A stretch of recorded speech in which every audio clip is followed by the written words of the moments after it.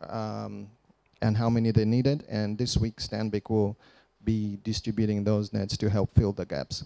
But I'll go now to SSB. So SSB is our biggest success story so far. And we partnered with them 2 years ago. 2 years ago. And they have over 6,000 employees.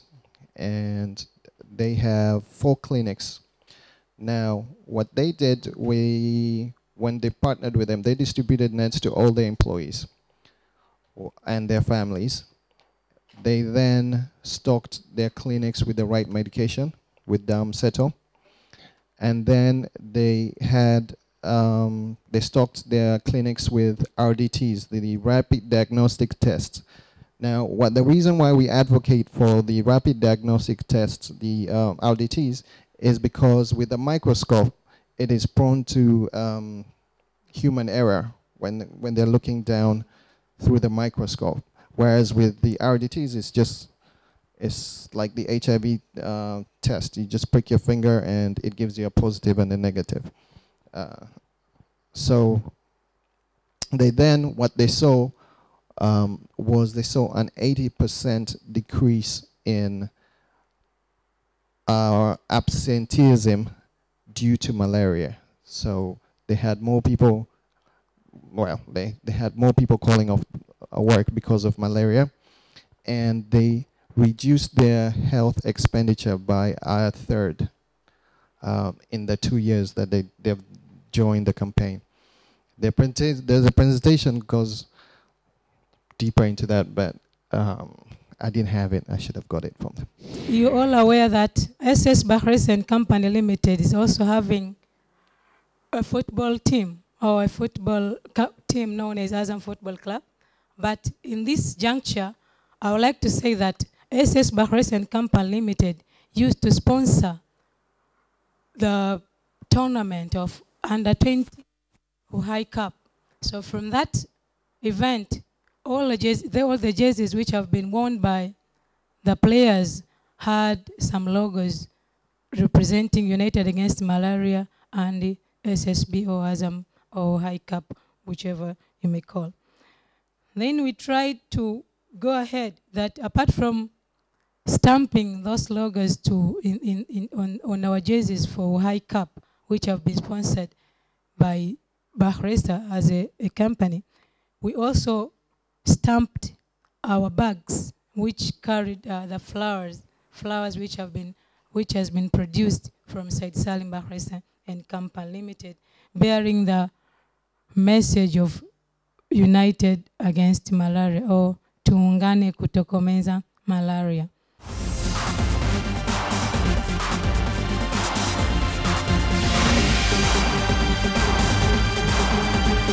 Maybe we could hear from some of the organizations that already are doing this, and for those that are looked to be more involved, to exchange just amongst us.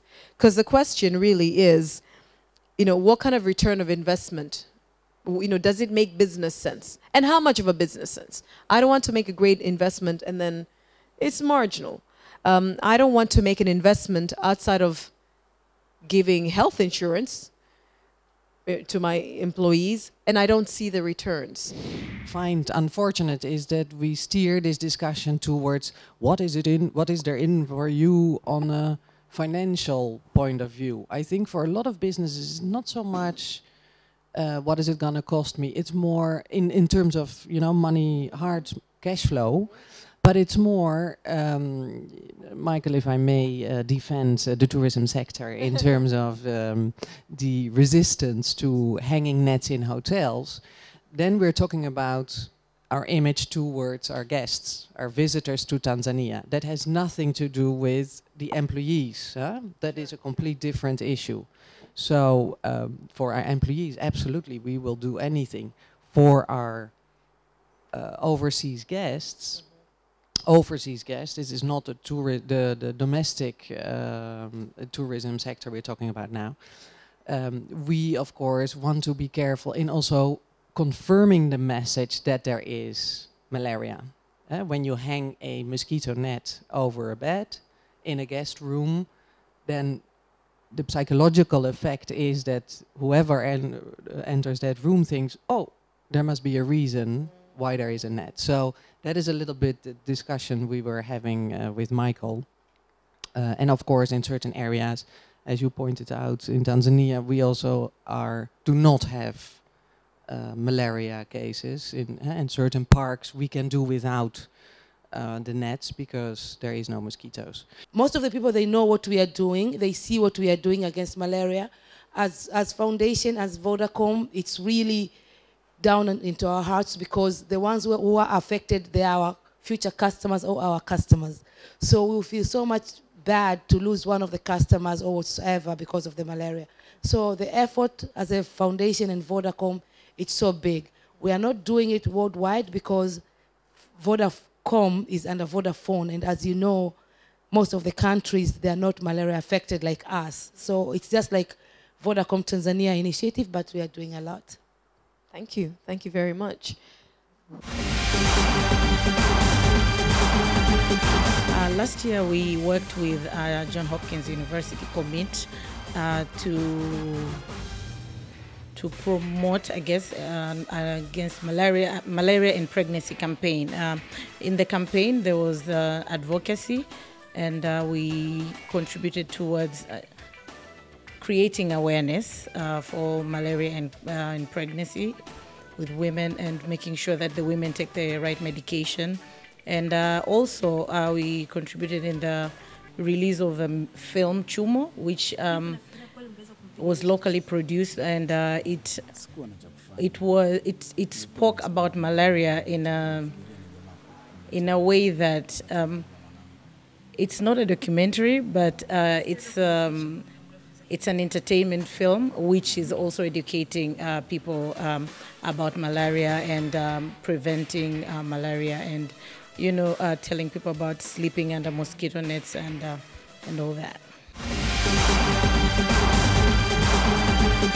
Sugar companies are allocated in rural areas, and most of our employees also come from rural communities, and those communities are the most hit by malaria. And with that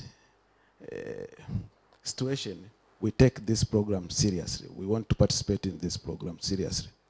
But I have noted a number of initiatives taken by other companies. But one thing which did not come out clearly, because I know a number of companies have been doing these initiatives, but not in a well-defined manner. And we have also been doing these initiatives. We have dispensaries. We have actually been providing medicine to our staff. But if you ask me that do we have a well-defined program, I would say we don't have a well-defined program. Now, with this initiative from your organization, I was wondering, how could we be assisted to have very well-defined programs which you could come at the end of an assessment, say, we started at this point, and after a year, we have reached this point. We have reduced the number of malaria cases to a certain extent, and we have targeted this. Maybe if we have defined targets, and we could actually come and quantify that this is the target which we have had targeted, and we have achieved this, or we have not achieved this. Now, if I could get assisted to have that well-defined technical assistance from your organization. Thank you.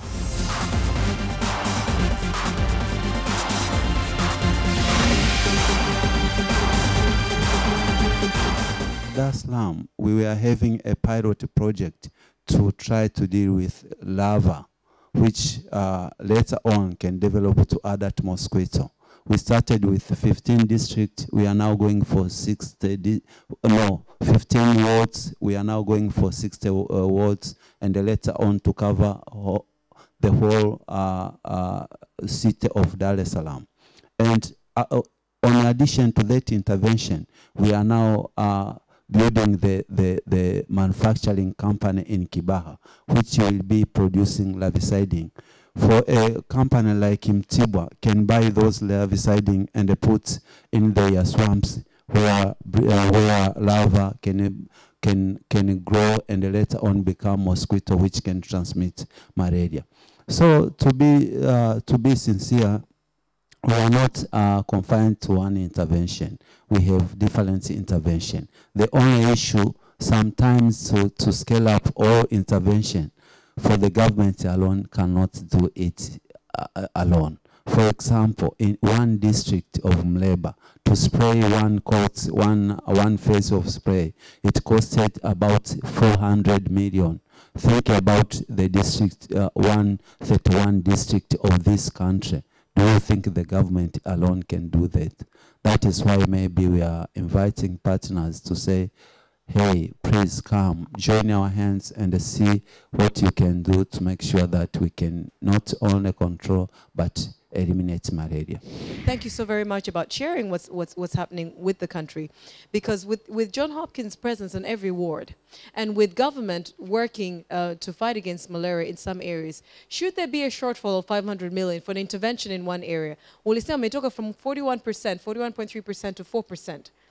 With figures, with statistics like that, if there's another area where you're looking to intervene and you already have United Against Malaria partners and you get to speak to them, you could together come up with a CSR fundraiser to actually tackle this. So we're eating at this elephant that is Tanzania, chunk by chunk. And so thank you very much for summarizing that. This brings, really brings us to the end of our event today. I'll give you an opportunity to speak one more time. We'll continue networking. I hope that all our contact details have been captured so that we can get this information. If I could please invite you. What I wanted really to say on this platform, I would just use an experience from the organization I was working under. And we had a malaria intervention, and it was, the project was behavior change communication. And I know some of us have heard about it. It was funded by Global Fund and the PSI. I love the intervention, and from the place I was working in, we had tremendous results. It's an intervention that I think will really help if we really put more energy. For the companies that are already having some interventions, I do call it a preventative measure, and I think that one will have a lasting impact. We have malaria, people are being infected with malaria, and the government is really spending a lot of resources on that. He has already said $10 per one dose. That is a lot. One of the most interesting thing I learned from this forum is how organization can engage its employees in initiative to eradicate malaria. You know, I think this is a fantastic idea, and since GHU or John Hopkins University, the organizer of the conference, are ready to provide technical assistance and something like that to organization to ensure that we establish that kind of initiative or campaign like it is in Said Salim Bakhresa. I think it's a very impressive thing, and I am taking it to the management, to advise the management what actually we can do to ensure that we are starting, you know, helping society from within organization, and from there, if we can educate, if we can protect one staff, if we can provide accurate information to one staff, we believe that there will be ambassadors of Vodacom, there will be ambassadors of whoever partner in malaria in this country. What I will say is all of us, it be football, it be a private company, you need healthy workers, healthy society. So it's critically important for our own self. For the sake of football, for example, or for the sake of a company, for example, it will be a bank or an industry, to make sure that their employees are free from malaria. Cuts down absenteeism, and as well, what does it do at the end of the day? Improve productivity. So we're doing this fight against malaria for our own good.